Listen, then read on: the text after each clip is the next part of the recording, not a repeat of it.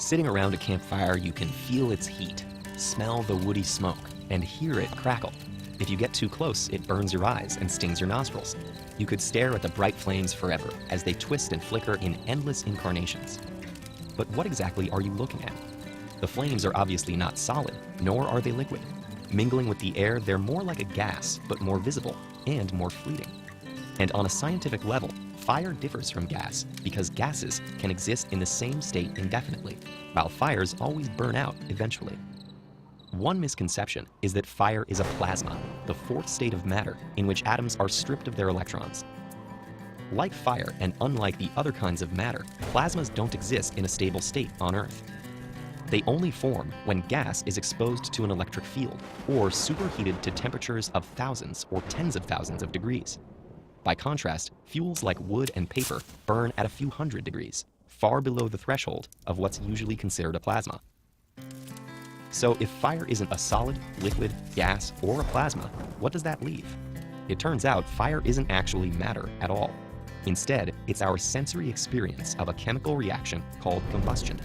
In a way, fire is like the leaves changing color in fall, the smell of fruit as it ripens, or a firefly's blinking light. All of these are sensory clues that a chemical reaction is taking place. What differs about fire is that it engages a lot of our senses at the same time, creating the kind of vivid experience we expect to come from a physical thing. Combustion creates that sensory experience using fuel, heat, and oxygen.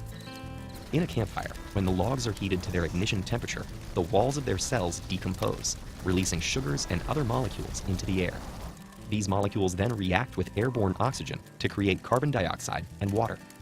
At the same time, any trapped water in the logs vaporizes, expands, ruptures the wood around it, and escapes with a satisfying crackle.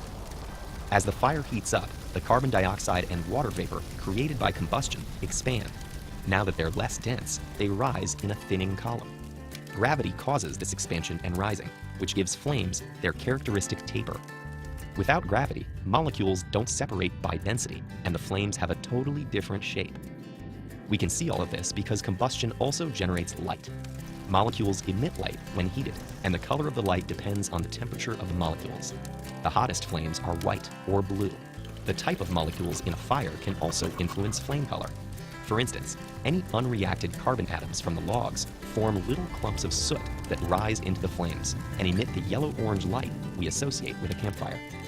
Substances like copper, calcium chloride, and potassium chloride can add their own characteristic hues to the mix. Besides colorful flames, fire also continues to generate heat as it burns.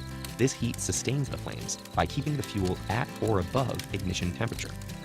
Eventually, though, even the hottest fires run out of fuel or oxygen. Then, those twisting flames give a final hiss and disappear with a wisp of smoke, as if they were never there at all.